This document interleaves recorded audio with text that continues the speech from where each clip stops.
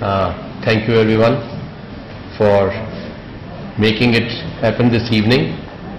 I'm sure we have a terrace over here which is attached, so along with the cocktails and dinner you'll enjoy the good weather. We Mumbaiites have been fortunate to have this so early. Let us see when it goes away, which I'm sure will be in a couple of days. Welcome everyone, and thank you for your time. Assure you it will be well spent.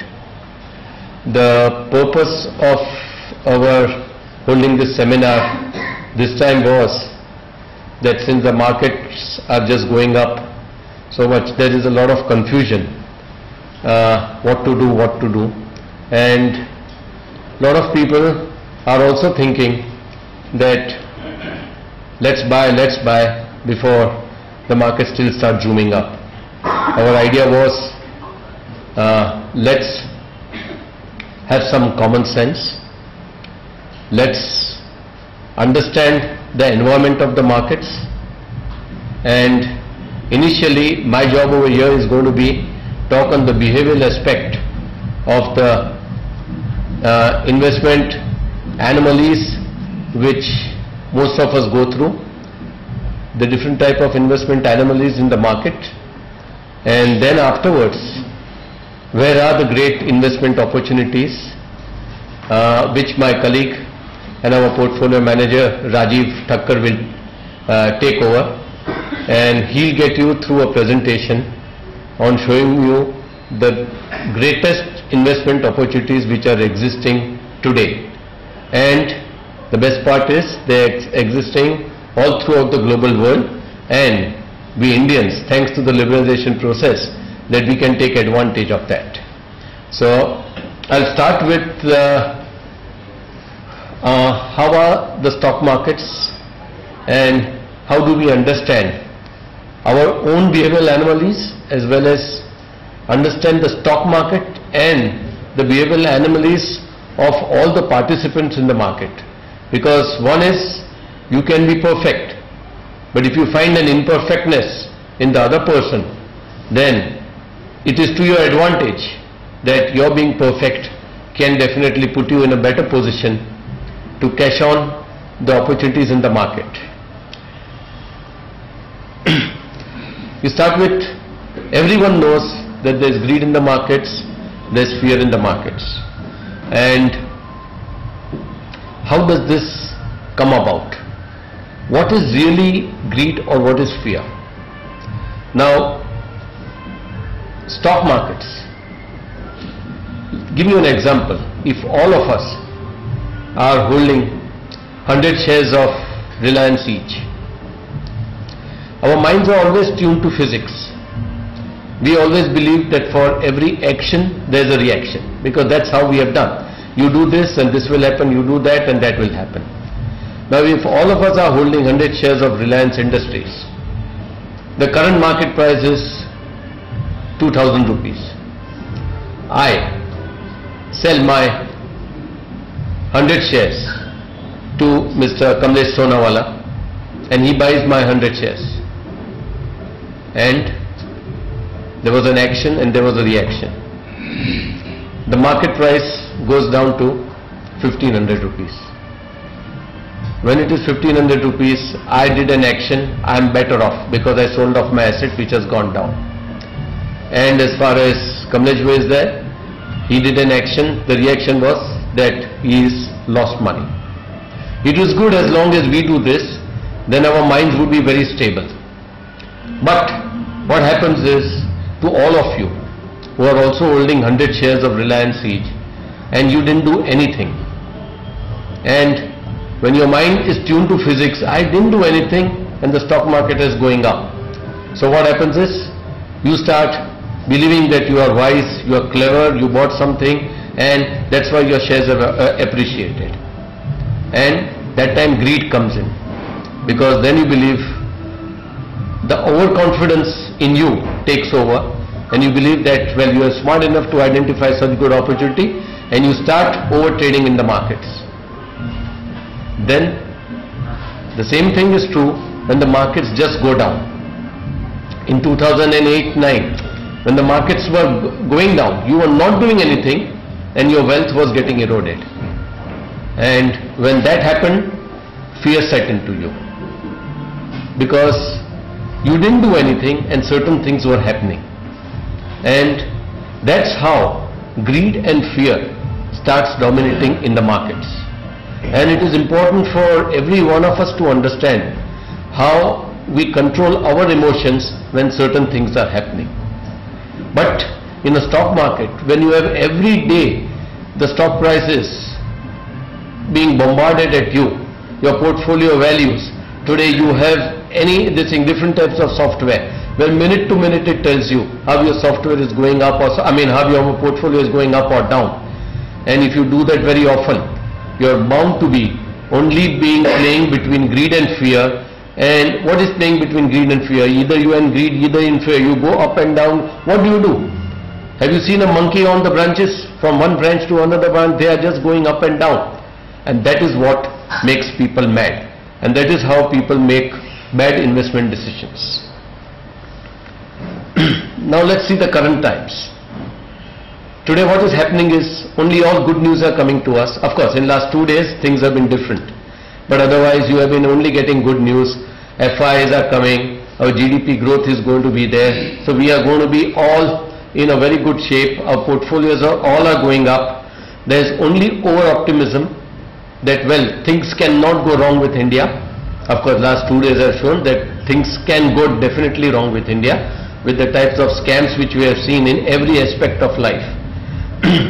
Overconfidence is so high that everyone feels, well, Indian markets are the best markets and we should only be investing.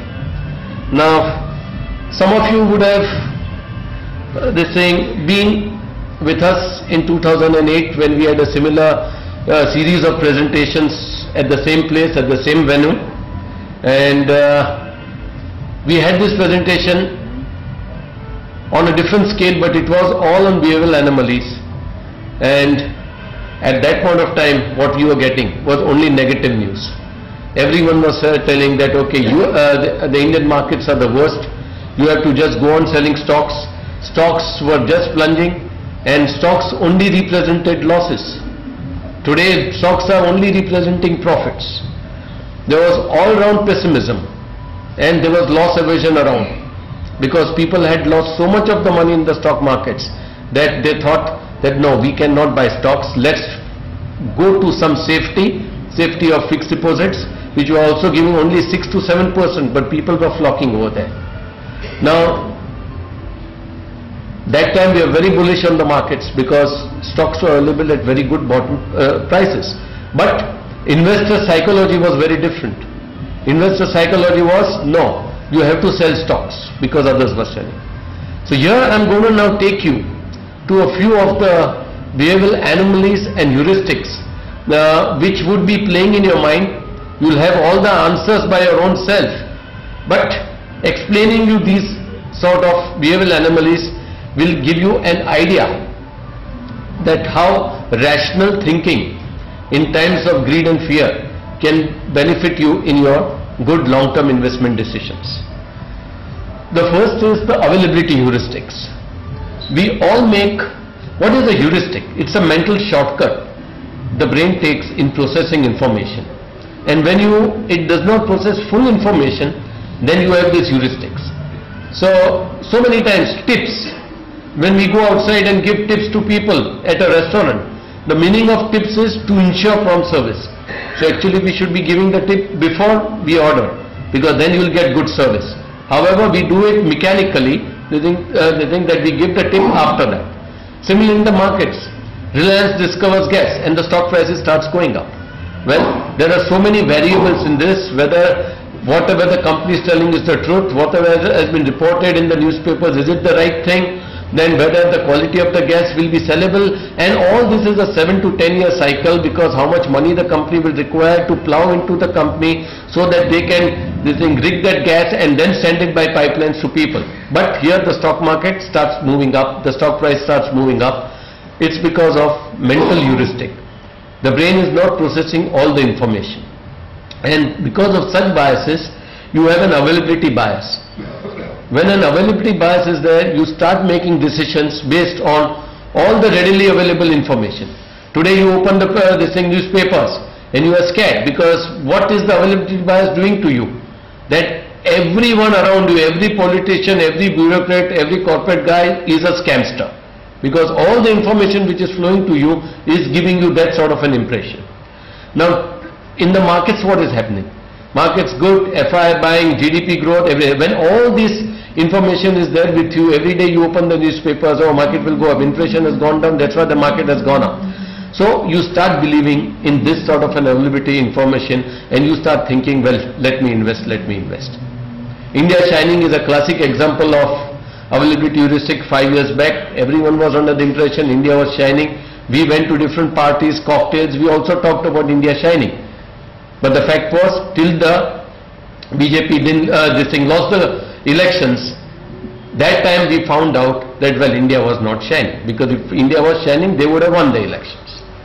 Second is, you make decisions based on representativeness. Today, or in the last, if your portfolios have gone up, that means stock is a representative of the profits you will make. That you have been making profit, that my stock is the right thing to buy. And blindly you start chasing stocks. Tata Steel comes out with excellent results and you start, or let's say a recent case, microfinance or Coal India, just because their their issues had a thumping success, people were waiting in the line that let all the PSUs come and we'll invest into that. Thank God this has happened. The IPO fever has gone down, because otherwise most of the investors would have got trapped, because when these bullish times are there, the IPOs are always high priced and then you start getting into that. Anchoring. Every day you would ask, anchoring is you are fixated to a number or an event. Like when the 26/11 happened over here, next 2 days, even if there was a small firecracker, you start looking around because you are fixed on a bad event. Similarly, in the markets, you ask, what is the market? So someone will tell you Sensex is gone up by 300 points. Great, good. Or the Nifty has gone up or gone down. Now just see, we are anchored to a Sensex or a Nifty, which is really not showing us the true depth of the market, because Sensex is made up of 30 stocks, Nifty is made up of 50 stocks. And can these be a good sample size for 7,000 stocks listed? Now today if you see at the Sensex, you will feel, well, market has again gone up. But look at the mid cap and the small caps index. You will see there is a whole lot of good opportunities, because when those indices are down, people are throwing away every small cap or a mid cap stock, thinking that everywhere there is a scam, everywhere there is a, but actually it is not there. A few people have been caught, a few people may come into the net of CBI, but that doesn't mean that everything which is good is also being thrown. No, that's an opportunity in the market. Similarly, regret aversion. This is the worst thing, because everyone, what is regret aversion? Oh, I wish I should have done this. But when you talk to people in the markets, they all will tell you, oh, I bought this stock has gone up, I bought this stock has gone up.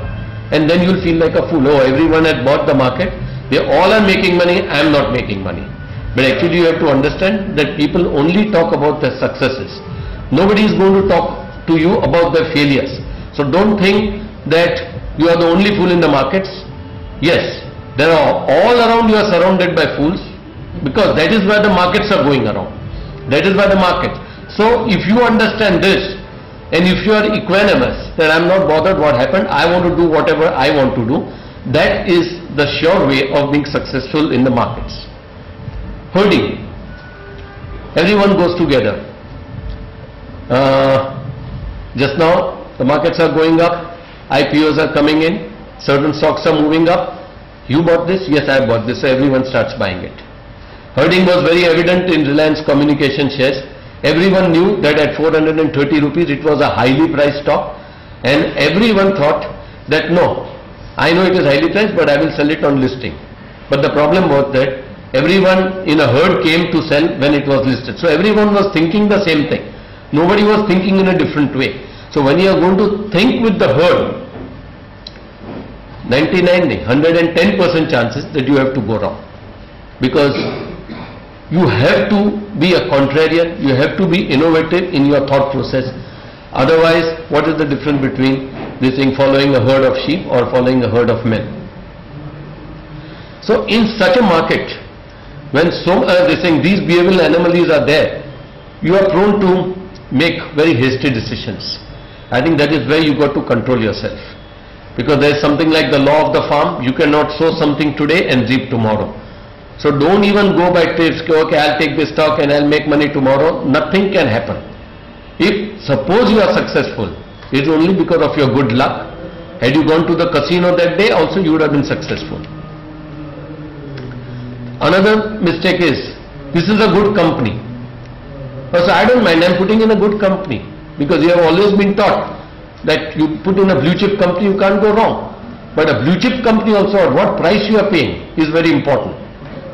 In the year 2000, if you bought an Infosys, which is a great blue chip company, which will be a blue chip company, you bought a very bad stock. You will be still a loser. So ultimately, don't make the mistake of buying just because it is a good company, you just buy it. Because what you pay for it, that is all about value investing. What you pay is most important. Then secondly, don't pay any price to own stocks. Today we have circuits and all. And today people will start thinking, oh, I want to buy this. 4-5 days you don't go on getting the stocks, it goes into upper circuit.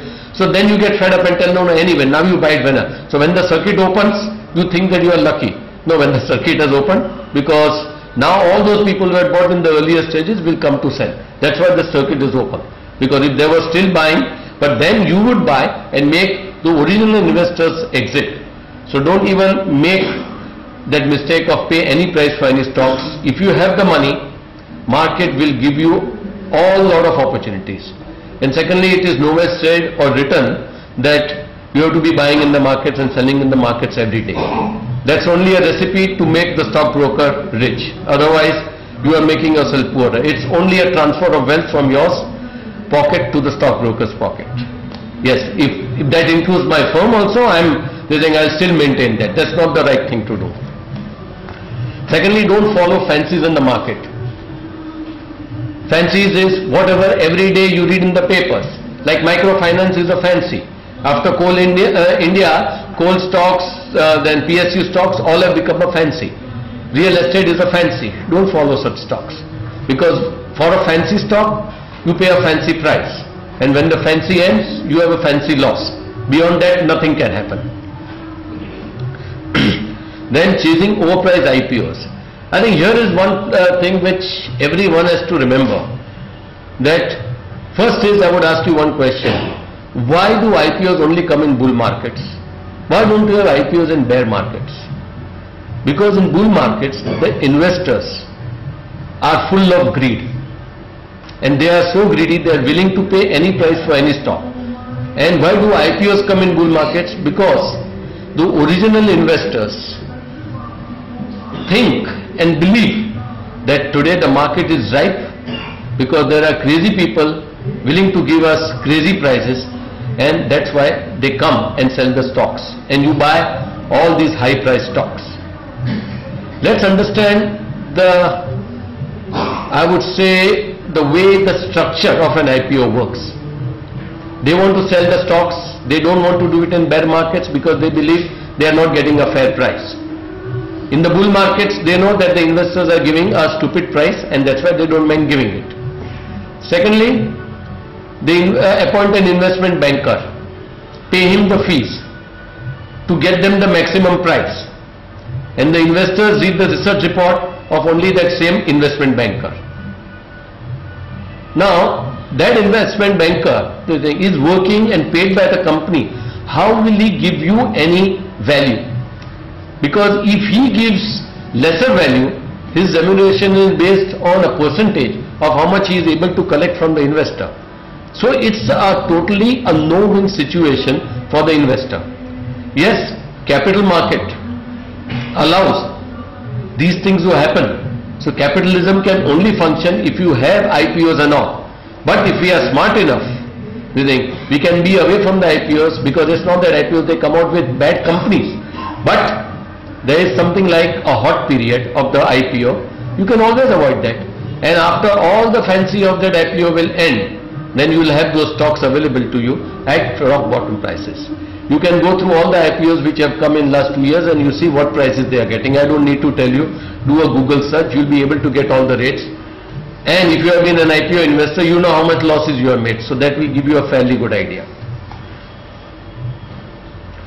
Now, can we have investment bargains if everyone is chasing stocks?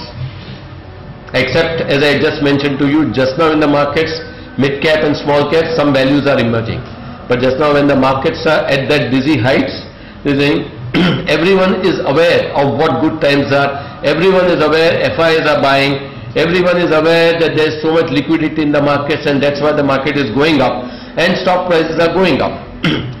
Now, when this is happening, you need to be a contrarian. You cannot be doing what the herd is doing. You have to do something very different. And it requires a lot of courage to be different, to go against the herd. And to give you a small idea of Rajiv is going to talk, we are in a global village. Why should we be only looking at India? Global companies have global markets because they have global presence in all the markets. Barriers are crumbling. You can transfer money across nations with a click of a button. You can hold stocks into different stocks in different regions. Internet is allowing everything to happen, and there is a whole lot of opportunities, and that is what my colleague Rajiv is going to talk about, and I'm sure you will enjoy his talk. And someone told me that he is leaving at 8 o'clock. I'm sure if it is 8:05, 8:10, he'll hold on because the topic and the ideas are excellent. Thank you. Come back.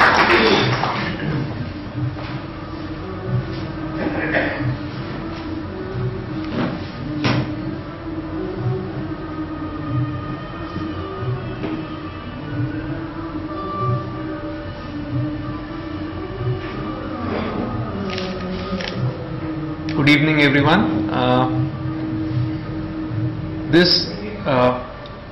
The topic that we have today and what I am going to talk to you about, I've been developing this theme over past 2 to 3 months, and some of you might have heard me talking about it. The stage where I have reached today, it's at a fairly advanced stage. Now, what really got me thinking on these lines, I'll briefly take you through those data points, and then I'll really talk about how do we go about global investing.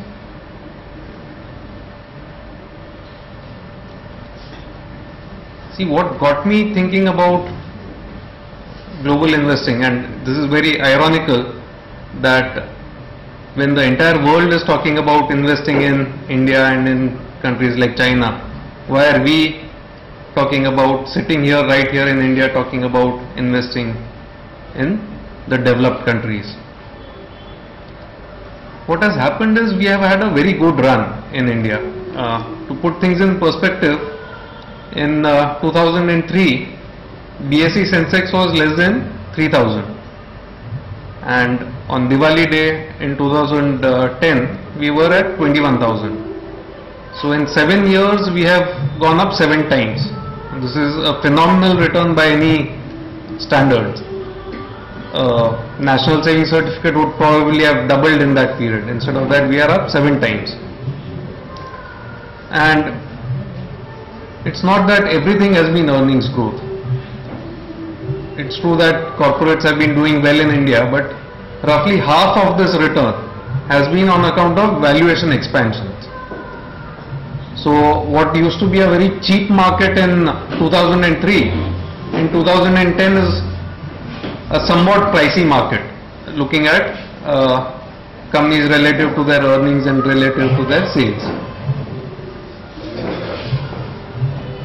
If we look at this graph, the white line that we have, that is our BSE Sensex. That, as I said, has gone up 7 times. So 100 has become 700 over the last 7 years. If we look at the yellow line, that is the Dow Jones Industrial Average.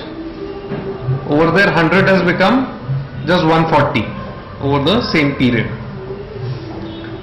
If we extend the period, if we go back 10 years, then Dow or S&P would be probably in the negative territory or just about breaking even. Same thing would be true of an index like FTSE, which is the London market.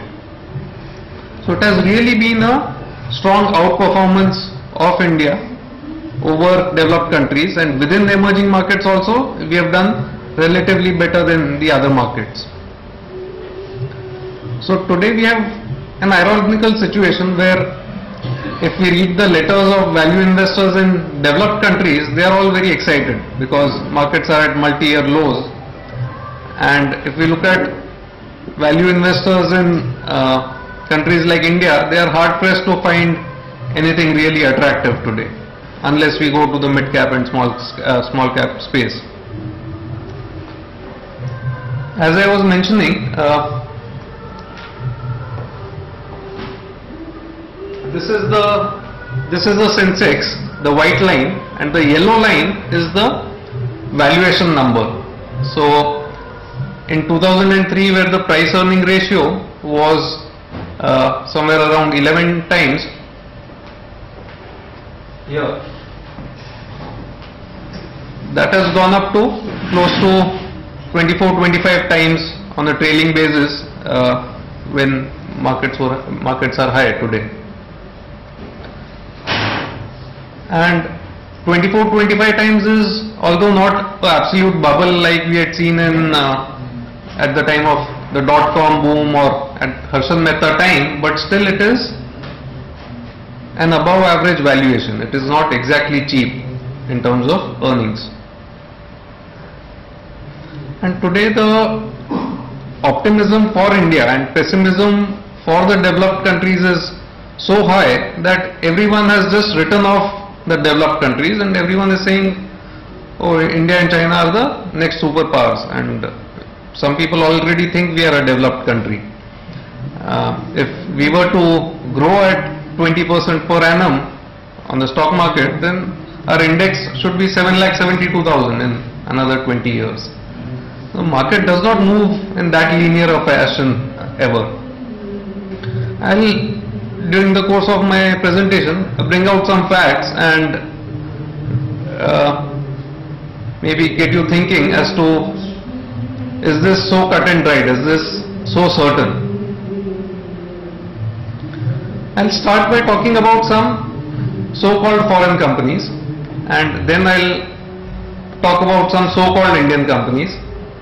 I'll tell you in a moment why I'm saying so-called. This is a cutting from the Times of India a few days back. In India, the number 2 private sector employer is IBM. IBM employs more people in India than Infosys does. It's just behind TCS, and some people even say that IBM is the number 1. They don't disclose it for their home constituency and for their audience in the US. If we look at, again, this was in the headlines, Maruti contributes 34% to its parent Suzuki's profits. Suzuki, which is listed in Japan. If we look at a bank like Standard Chartered Bank, the number 1 markets in terms of profitability for Standard Chartered Bank is India and Hong Kong. Both contributed 21% to their profits last year, and it's completely an Asian and emerging market bank in that sense. Only 7% of its profits come from America, UK and Europe, all put together. If we look at a company like Unilever, it gets 49% of its turnover from developing countries, or the emerging markets or growth economies, whatever we want to call them. The focus on emerging markets is so much that recently the HSBC CEO, global CEO, has moved to Hong Kong from London. The CEO's office has shifted to Hong Kong and he sits there all of the time. So what we see here is that a company which is listed in, let's say, US or UK or Japan, it is not necessary that all its operations are only in the mature and developed countries. It may have business operations in developing countries as well. On the other hand, when we look at some companies which are listed on BSE, on NSE, we find that they also have a global footprint. If we look at Tata Tea or Tata Global Beverages as it is now called, only 29% of its turnover comes from India. Most of its turnover comes from UK, US, Australia and a lot of developed countries. So today the question arises that is Suzuki Motor Corporation, which is listed in Japan, more Indian, or is Tata Global Beverages, which is listed on BSE and NSE, more Indian? So we need to first break away this method of thinking where we associate the business of a company with the country of its listing. And it's not that Tata Tea is alone. This is just a partial list of all the big acquisitions that Indian companies have made in the past. So whether it is Tata Steel acquiring Chorus or Tata Motors acquiring Jaguar Land Rover and Kingfisher acquiring White and Mackay and various things. This list runs into many pages. Hindalco acquiring Novelis.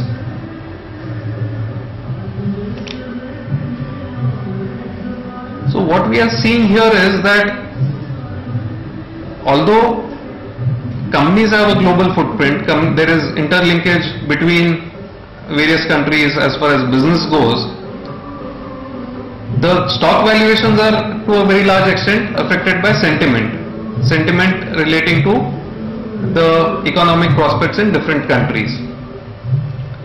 And even if the turnover of a company were not to be global, the prospects are nevertheless global in sectors like let's say oil and gas. If we look at two companies, let's say ONGC and ExxonMobil, both of them have a selling price which is determined by the international price of crude oil. It doesn't matter whether GDP growth in India is high or low or whether GDP growth in US is high or low. Ultimately they will get a price which is dollar determined and which is an international commodity price. Same way, let's say iron ore companies or steel companies, all these are international commodities, global commodities, and prices go up and down in tandem. Opportunities arise because sentiment affects different markets differently. So when we have US markets which are at close to decade low prices, and where Indian markets are close to all-time highs and where we have seen a 7-fold increase in 7 years, we need to look beyond our shores to really get very attractive opportunities today. And Parag spoke about this, so I'll not dwell too much on this. There's too much hype here, and we have seen many of the foundations are rotten. So the way telecom licenses are given or the way real estate deals happen, everything is not hunky-dory. So there are things which are not alright even here. And the hype is so much that we have these kind of headlines. Patni CEO gets more than Steve Ballmer of Microsoft. Now these two companies are not comparable at all. One is a giant and a monopoly as far as, almost a monopoly as far as personal computers go, and the other is a Me Too kind of service provider. But still you have these kind of headlines. You have real estate in Mumbai which is pricier than Manhattan, even where the infrastructure is not proper, or where even water supply is not 24 hours, or where you have leaking roofs.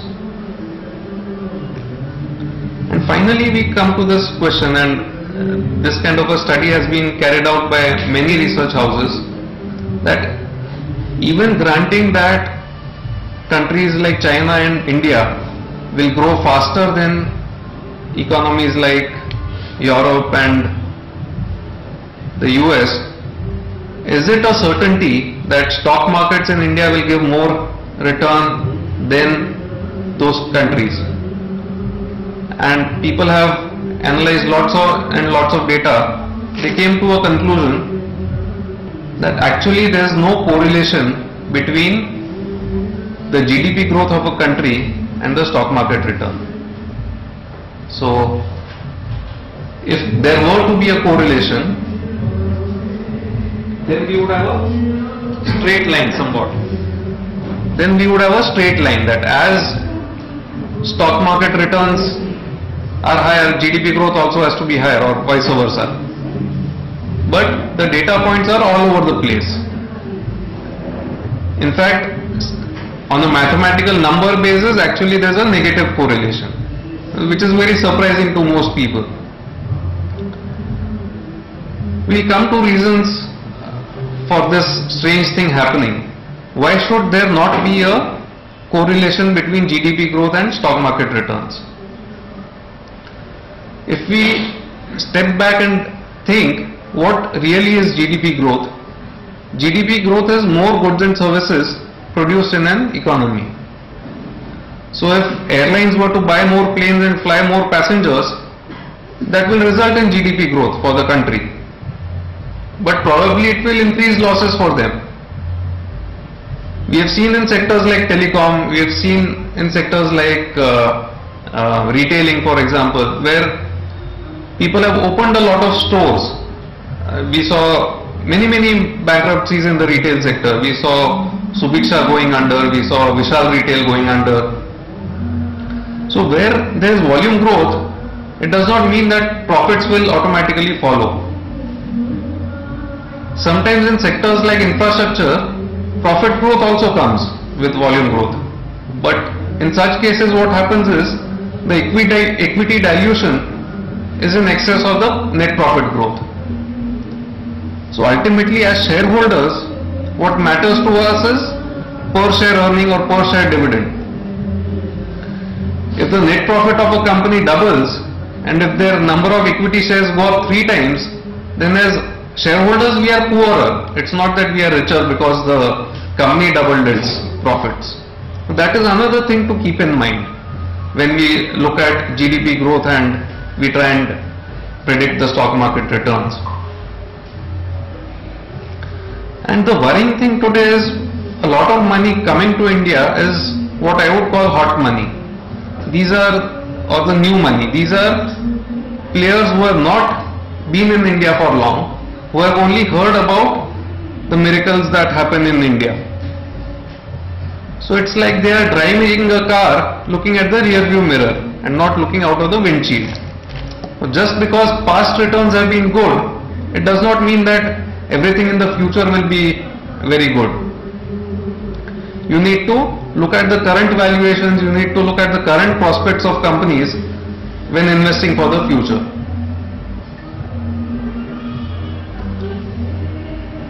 And today, because of the liberalization that Parag spoke about, we are not restricted to investing within the shores of India. We have this window where per person we can invest up to $200,000 US and per financial year in investments abroad. And if one were to invest in a country like the United States, as long as people here are not green card holders or are not staying for too long in US, there is no capital gains tax which is applicable in the US. You are only subject to Indian taxation as far as capital gains go. In India, you would have to pay somewhere around 15% tax on long-term capital gains. It won't be tax-free like Indian equities. And on dividends, tax would have to be paid in the US, but that credit is available in India. So net dividends would be taxable at somewhere about 30%.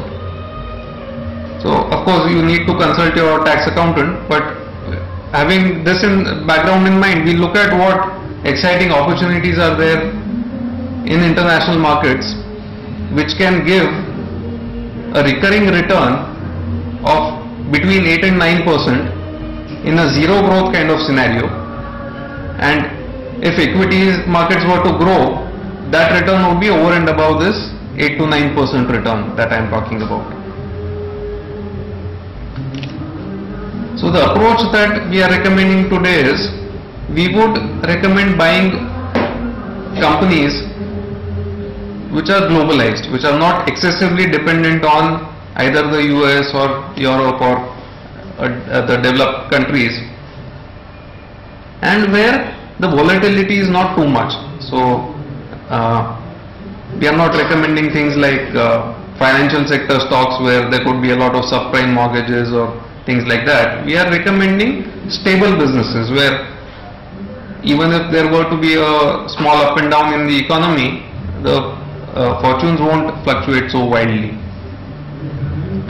And the reason why we expect stock markets in the developed countries to give handsome returns, there are 2 or 3 triggers.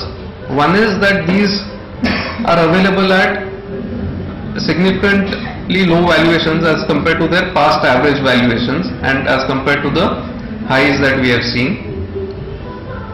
Second reason is that the interest rates abroad are very low. So whether you look at US, Japan, Switzerland, UK or the Eurozone, interest rates are close to zero at many places and about 1–1.5% in some other countries. It's really cheap for high quality companies to borrow money today. A lot of them are borrowing this money and they are buying back their own shares. So I'll come to that in a moment. And the third thing that will happen is, there could be a lot of acquisition kind of activity. When interest rates are so low and valuations are also low for equity shares, it is very attractive for one company to try and take over the other company.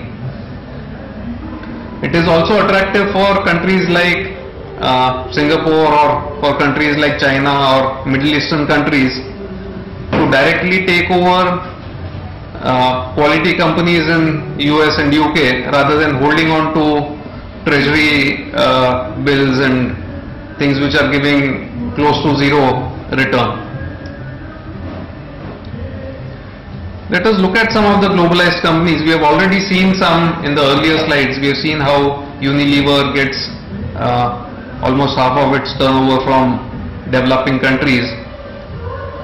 We have seen how Suzuki gets about a third of its profits in India. We look at some more companies. Nestle, for example, gets a third of its turnover from developing countries. Kraft Foods gets a quarter of its turnover from developing countries. And these are brands which have to grow if China and India have to grow. So a lot of these are brands where there is no direct alternative. So a Cadbury is Cadbury and Toblerone and Chiclets and Tang, and all these are dominant players in dominant products in their own product category. Again, if we look at a company like PepsiCo, only about 40% of its turnover comes from US. If China and India have to grow, you will see increased sales of things like Lay's potato chips, Kurkure snacks. You will see increased sale of Tropicana fruit juices, Quaker Oats and Pepsi and Mirinda. If we look at a company like IBM, again about 40% of its turnover comes from US and a lot of it comes from international markets. And if we look at the valuation numbers, excuse me, if we look at the valuation numbers,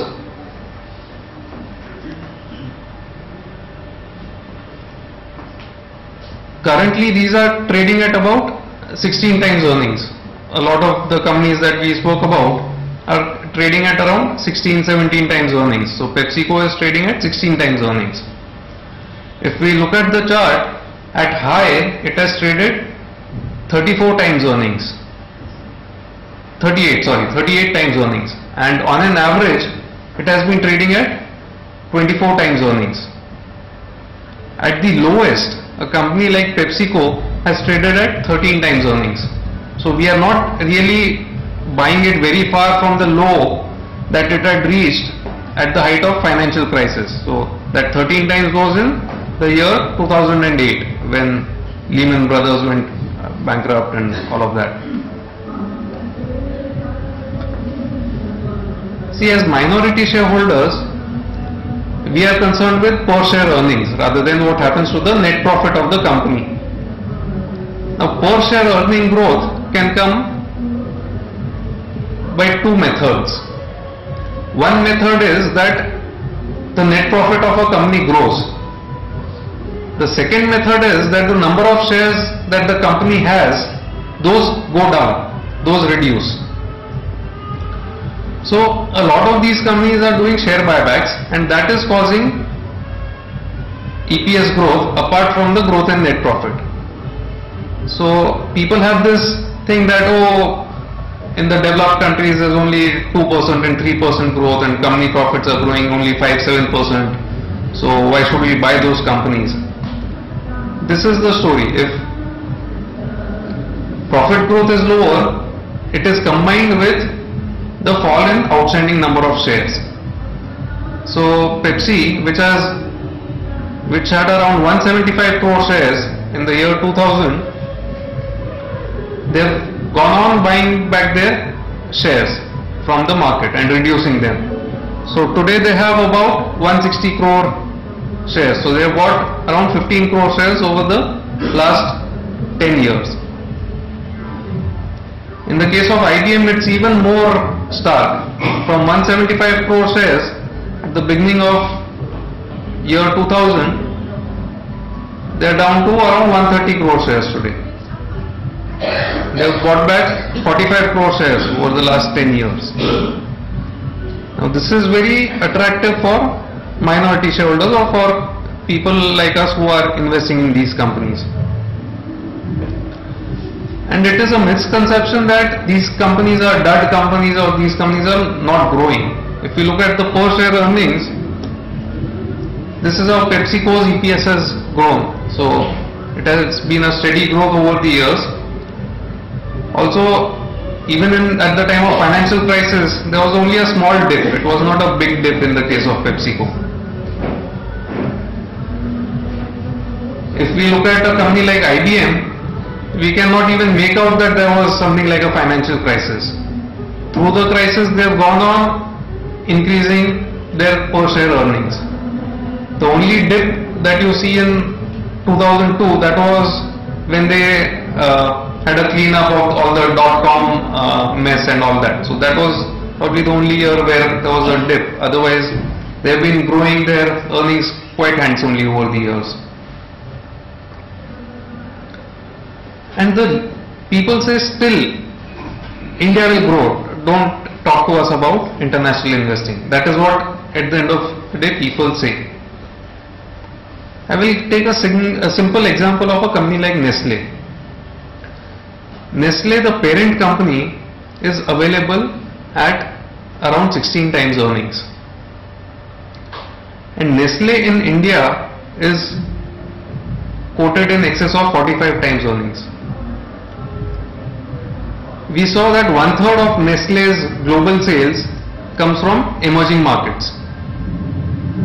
If you were to give the emerging market piece, the earnings from emerging markets, a 45 multiple, then you will get the rest of the 2/3 business of the parent company for free.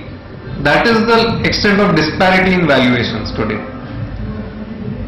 If there was a small disparity, then it's fine. You can say that we can give a better multiple for emerging markets or for higher growth. But a threefold increase in valuation is hard to justify based on differential growth numbers. And there is another thing that is working very strongly in our favor if we were to invest in the developed countries. That is something called the currency yield. I will come to what is the currency yield in a moment, but the opportunities that we have today is if we were to buy a company like Nestle, or if we were to buy a company like PepsiCo, we can earn between 8 and 9% per annum, even if the share price does not grow. And if the share price were to give a 10% rise or a 20% rise, that 10 and 20% would be in addition to the 8 to 9% that we earn. I'll explain how we can achieve those kind of return numbers in a moment. So this is almost the last slide. I'll take a while explaining this because people who are not familiar with the foreign exchange market may take a couple of minutes grasping this. PepsiCo trades somewhere close to $65 per share. If we buy 3,000 shares of PepsiCo, we will have a cost of 195,000 US dollars. The foreign exchange rate when I made this presentation was rupees 44.30 to 1 US dollar. So your total rupee cost would come to 86,38,500. This is simple multiplication, there is no complication till here. PepsiCo gives a dividend of 48 cents a quarter, or in a year it would give about $1.92 a share. So if we were to hold on to PepsiCo for 1 year, we would get an additional $5,760 just by holding on to PepsiCo without any stock price movement. Now here comes the interesting part. Because interest rates in India are high and higher than interest rates globally, Indian rupee always trades at a discount in the forward market or the futures market. I'll briefly explain what a forward or a future is, because if you want to buy dollars today, you have to pay, let's say, 44.30 per dollar. But if you want to buy dollar 1 year from now and lock into that rate today, you can't buy it at 44.30. To buy it 1 year from now, you will have to pay a premium. You will have to pay 46.70. So you will have to pay 2 rupees 40 paise extra to lock into a price 1 year forward. Now this works to the disadvantage of importers, because they have always to pay higher when they buy it at a future date, and it works to the advantage of exporters like Infosys, etc. So companies like Infosys and Wipro, they regularly sell in the forward market or the future market what they are going to earn 6 months from now or 1 year from now. And as potential investors in international markets, it will work to our advantage also. So today, when we are buying shares worth $1,95,000 and where we are fairly certain that we will get 5,760 US dollars in 1 year's time, we can sell those dollars in the forward market or in the futures market and gain from that price differential of 2 rupee 40 paise. So if we were to sell 2,760,000 at 46.70, we would get a net realization of 93,75,000 odd rupees. Now the difference between these two rupee amounts is 8.53% per annum in rupee terms. There are twofold advantages to doing this. One is you are not taking any risk on the US dollar whatsoever. So you are not bothered whether US dollar goes up or down. You have protected your money in rupee terms. The only risk that you run after doing all of this is the equity risk on a company like PepsiCo. If that $65 were to fall to $64, then you will lose that $1. If it were to fall to $60, you will lose that $5. But dollar rupee going up and down does not affect you. And to the extent of a 8.5% fall in the share price of PepsiCo, you are anyway covered because of this return that we have. We expect that not only you will get this holding yield, and this yield is very close to the bank deposit rates that we have today. So today if you were to make a deposit in State Bank of India, you will get somewhere about 8.5. So why not buy a PepsiCo share, get that 8.5, and also you have the potential of equity returns from such an investment.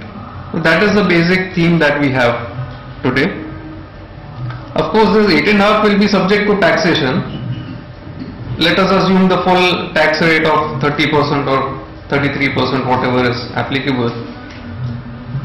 The long-term capital gains that we will hopefully get from investing in these shares would be taxed at somewhere about 15% after indexation benefit. So that is the whole theme of investing.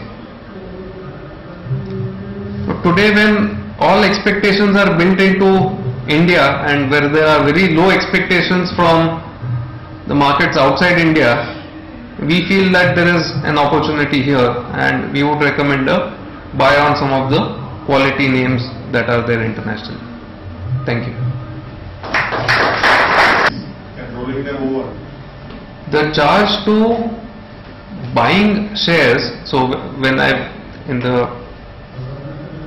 in the illustration where I have said that you can buy $1 for 44.30, that is the interbank price. So the bank will fleece you when you actually try to convert it. So there will be a small margin over there. And second is when you reconvert your dollar proceeds to rupees. Hedging is fairly efficient. In hedging, you will not incur too much of charge. So for hedging, the brokerage is 0.02% of the trade value. So hedging is fairly efficient. Now currency futures are traded on NSE, on United Stock Exchange, which is promoted by BSE and MCX. So there are 3 exchanges where currency futures trade, and those are fairly liquid and cost efficient. Again, there is no securities transaction tax on these transactions. The main thing is getting a good rate at the time of buying US dollar in cash market. So that is where there would be transaction costs. Transaction costs in hedging will not be that high. We all cover these services like currency or futures or currency and all that. Like right now, we just have to go and place an order and the shares come in our account. But for this, will you all guide us to the whole thing, or do we have to do something? Correct. See, today we neither have a stock exchange membership on NYSE, nor do we have a currency derivatives membership on the stock exchange. So both of these we don't execute directly. So in all likelihood, if you were to take our help in doing these transactions, then we would get you to open a stock brokerage account with TD Ameritrade, which is the online brokerage, discount brokerage house out of US. And for currency, we would in all likelihood get you to open a futures account, currency futures account with Geojit BNP Paribas in India. So we can help you with opening these two accounts, and we can also help you with hedging the transactions, executing it, monitoring it, accounting for it. But it would be in an advisory capacity. SEBI does not allow us to do a portfolio management kind of thing for international equities. So we would only be acting as in an advisory capacity, but rest assured we'll do the entire hand-holding. So we will not say that, oh, you have seen this presentation, now you are on your own. So any difficulty that you have, we are there to help you out.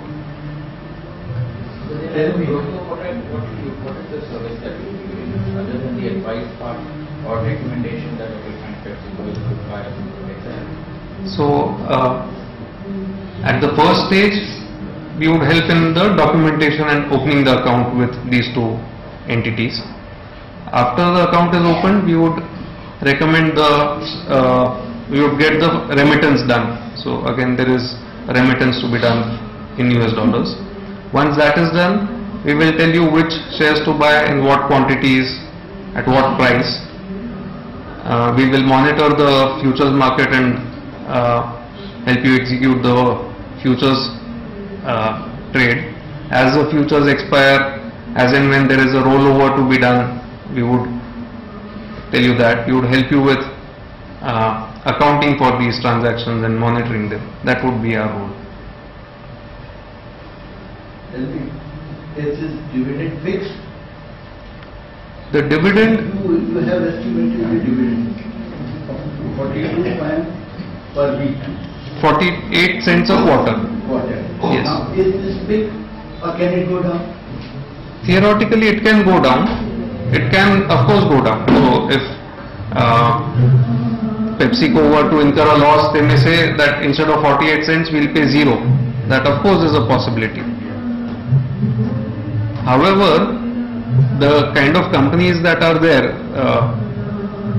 PepsiCo and IBM, for example, or Nestle, or these kind of companies, they have withstood all the turbulence and they have not had any difficulty in paying those dividends. They have maintained their dividend through this period. Their earnings are far higher than the dividend that they are paying out. So we don't expect these dividends to go down. And even the currency yield that we have indicated, we are reasonably certain, given the current market environment and current interest rate differential, for that to be realized. Of course, it's not like State Bank fixed deposit that to the paise you can calculate today what will be your yield, but this is the yield that is our best estimate as on today. In the year 2007 and 8, was this yield there? In the year 2007 and 8, the dividend was paid out. They did not skip dividend. Is there any particular reason why you focused on US companies only, given that the two major factors that drive the strategy are the interest rate differential between currencies and global companies? So there are global companies in Japan, in Europe, in the UK, and interest rates in these three environments are close to zero.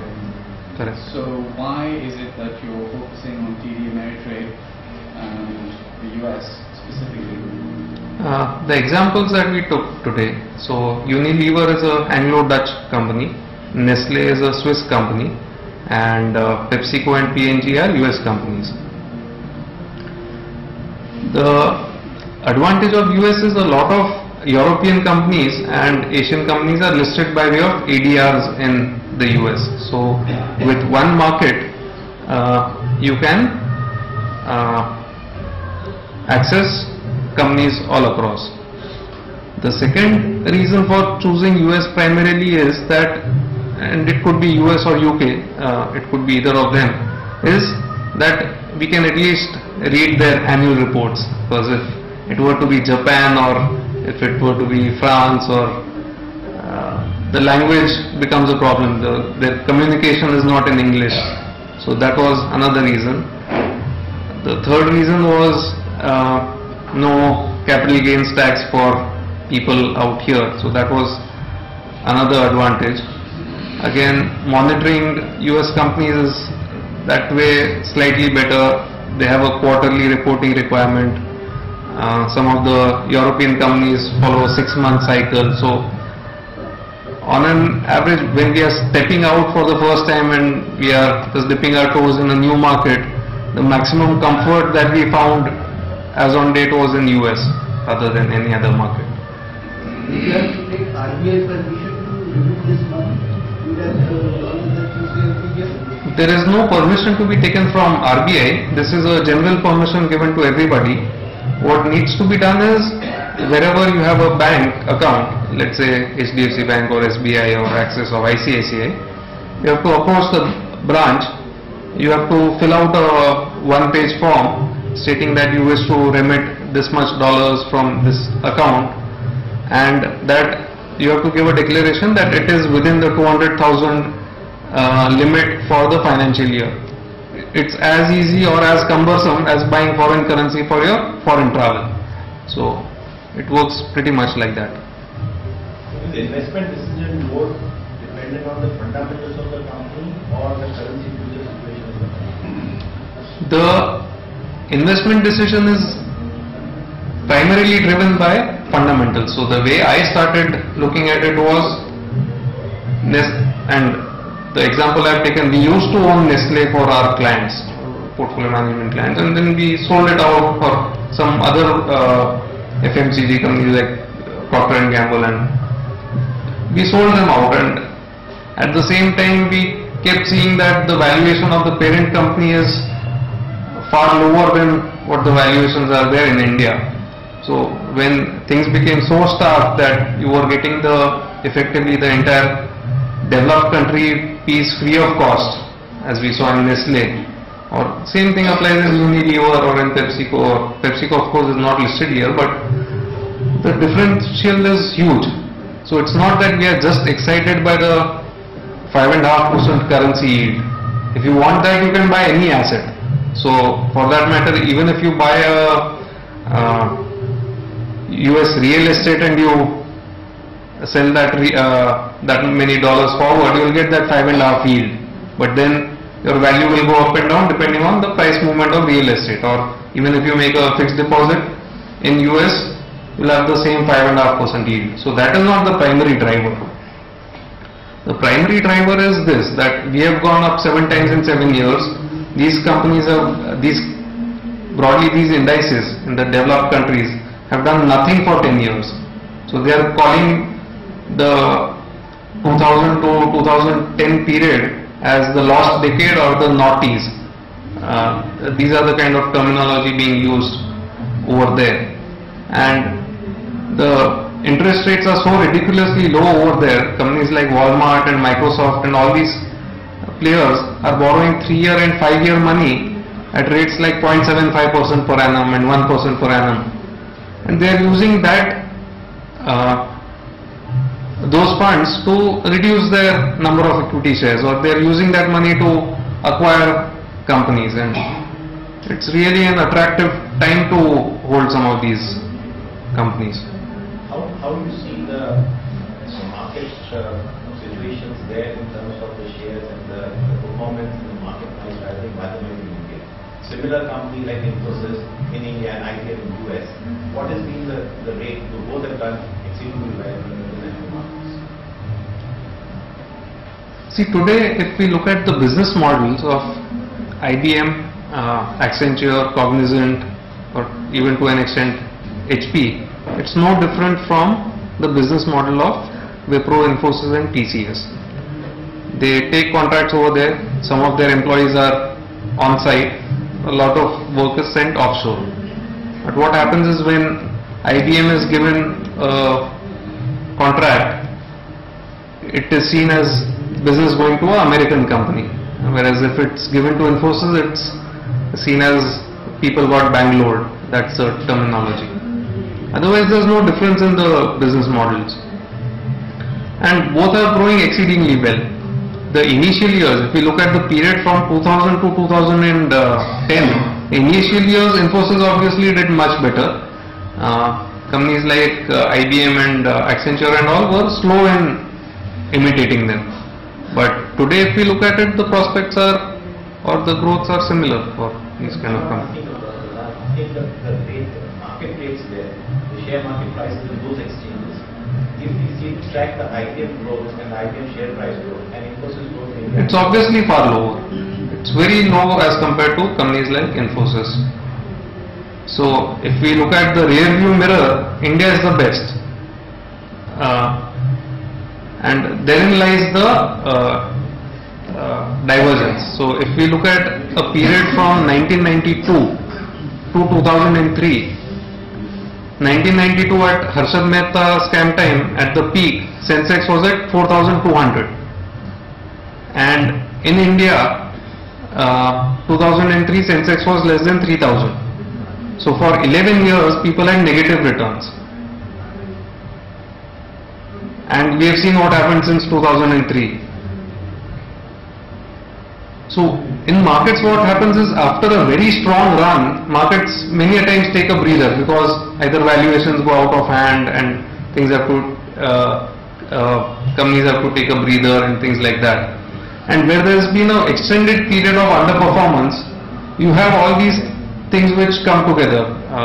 Low valuations, low interest rates, possibility of M&A, high dividend yields and all those kind of things, which lays the foundation for a new phase where there is a strong performance. Today the way we see a market like US is that foundation is being laid. And a lot of people are bearish on the US dollar. If that were to actually happen, these global companies which are listed in US, they will benefit from their exports, so they or their overseas operations. So if a company like Pepsi or IBM has operations in many countries, and if US dollar were to weaken against those currencies, their profits denominated in US dollars will rise, which is what happened to companies like Infosys in India, where rupee was depreciating, they were making a lot of money. Would you agree that in the Indian market there is more value to be found in mid-cap stocks as opposed to Sensex components? Absolutely. Wouldn't you agree then that there is more value to be found looking at international stocks in mid-cap stocks as opposed to Dow components or FTSE components or DAX components? Maybe, may not be. Reason I'll say that the theme that we have today is, we are looking at companies listed in US or UK which are global players. So the smaller players listed on NYSE or NASDAQ or in London, they may have lower valuation multiples, so they would be probably offering more dividend yield, or they may be quoted cheaper in terms of price to earnings, but they would be very vulnerable to developed countries because it is likely that they would be more domestic focused since they are not of that bigger size. Whereas if we go for larger cap US names, they would be more diversified globally. The other advantage of doing this is, see, if for most people living in India, almost all their assets would be in either Indian stocks or in Indian fixed deposits or things like that, which is vulnerable to Indian events. So if there's a 26/11 kind of terrorist attack, or if there's political instability or anything which happens to Indian markets, their portfolios would depreciate. Whereas here you are getting an additional level of diversification by being in a different market and by being globally diversified. So then you are not betting on the fortunes of just one country. That is the advantage we will get in large cap names over there. It makes sense to sell Ever and Nestle in India and buy it abroad. I would think so. I would think so. But exposure to the market and less value. Yes.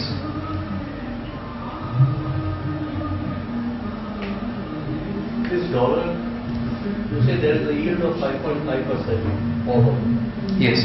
But is this yield to be constant, or can it change to a discount also?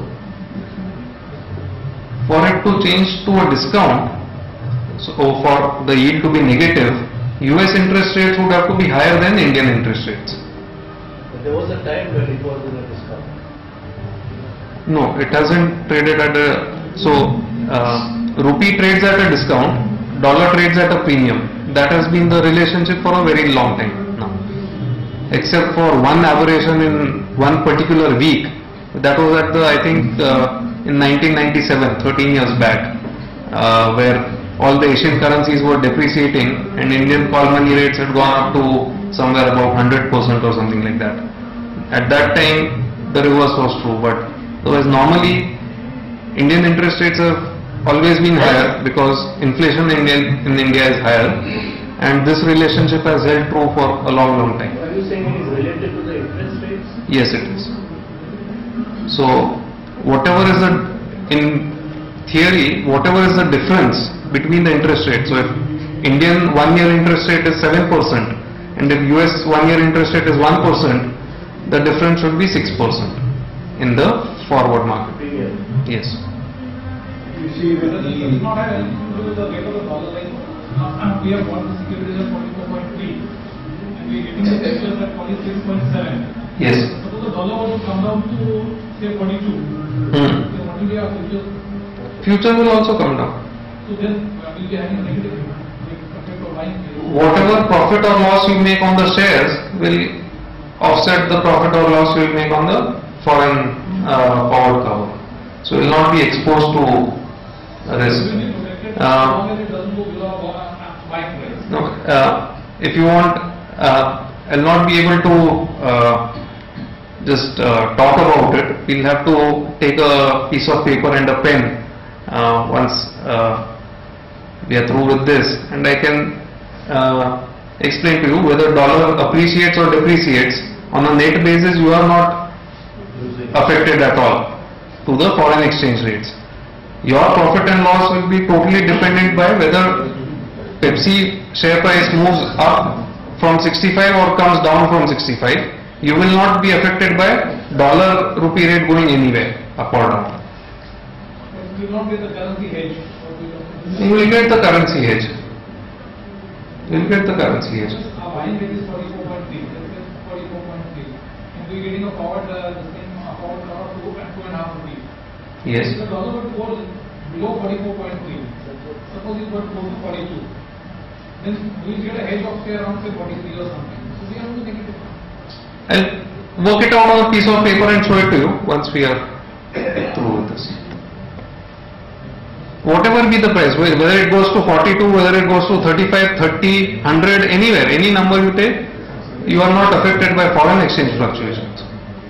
So, but you have to take delivery after 1 year. If you cover for 1 year dollar, then at that particular, if you don't want to sell the share, what happens to the cover? Now these, the futures that are there on NSE, USE and MCX, those are cash settled. Those are not, you don't have to take delivery, or you, if you want to hold the shares, you roll over that position. At a cost? At a yield to you, as long as that differential continues. So if 1 year future you are getting 2 rupee 40 paise additional today, after 1 year, if you want to extend it further for 1 year, you will probably get 2 rupee 40 again, or it will get 2 rupees or 3 rupees, whatever is the differential prevailing that time. Instead of cost, it will be a benefit. So you physically get this money out into your account. So you just hold over and See, what happens is,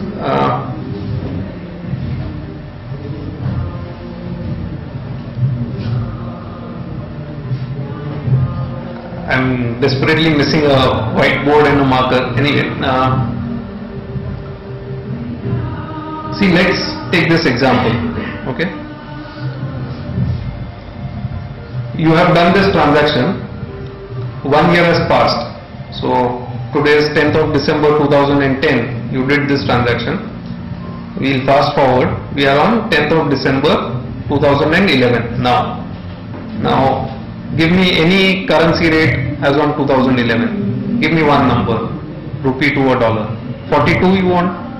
42, correct? Now what is the value of 2,760,000? I'll just use the calculator.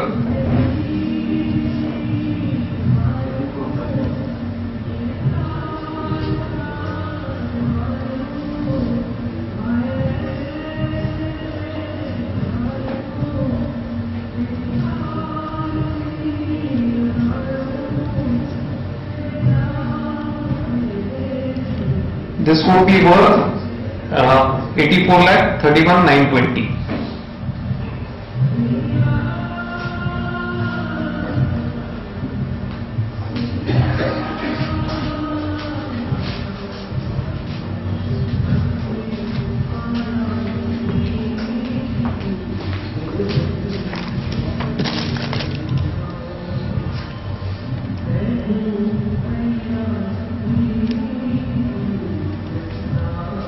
Okay, you had totally bought the shares for rupees 86,38,500, correct?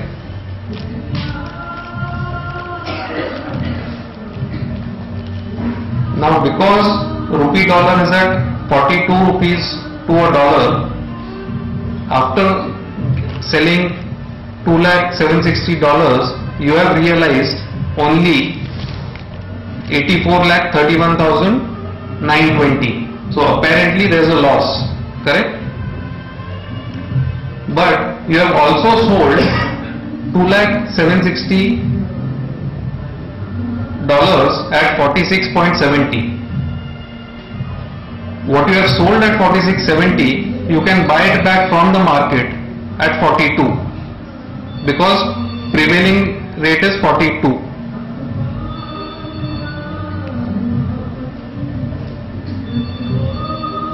Because the prevailing rate is 42. So 4 rupees 70 paise on $2,760,000 will be your profit on the futures contract.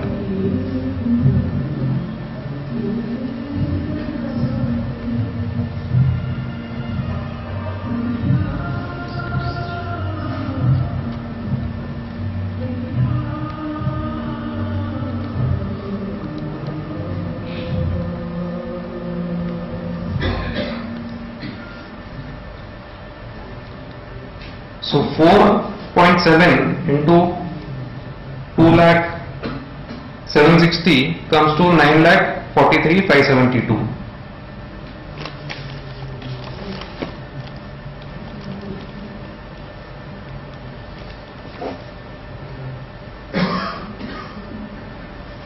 When you add up these two amounts, when you add up 84,31,920, which is what you got by selling the dollars at 42, and when you add up 9,43,572, you come to exactly the same rupee amount.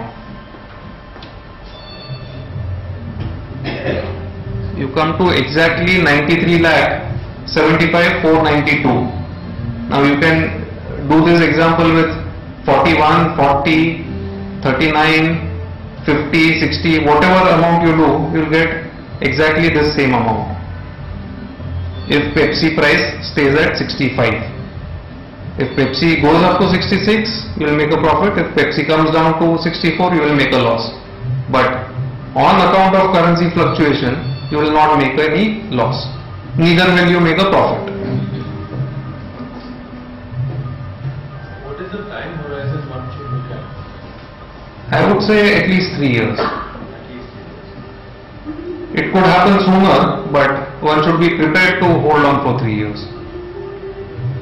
What is the cost of opening the accounts?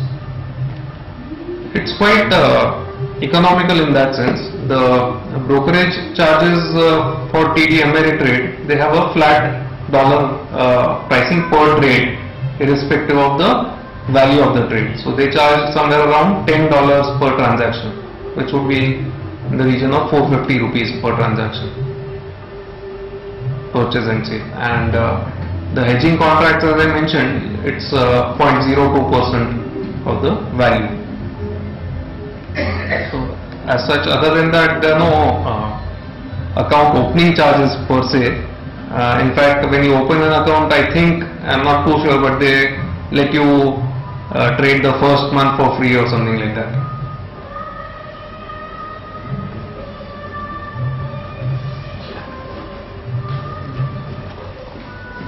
Yes, thank you, Rajesh. After looking at all the questions and all, the most important thing to remember is markets are not efficient, especially in the short run. And that is why you get such, I would say, opportunities, because human beings every time do not behave rationally. They behave irrationally.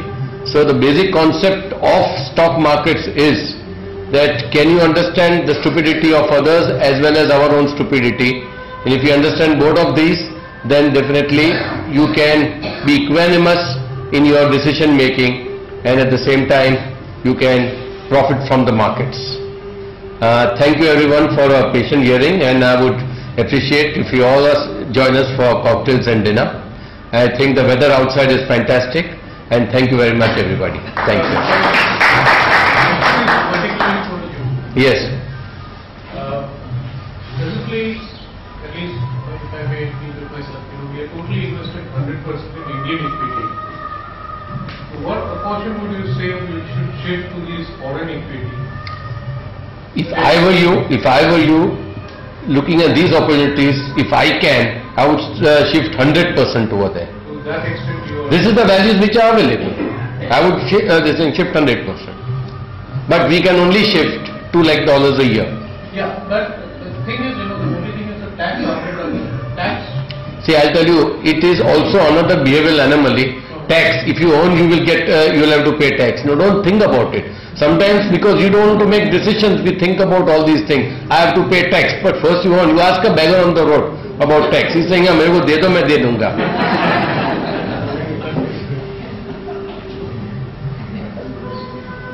Okay, thank you everyone. Please, yes.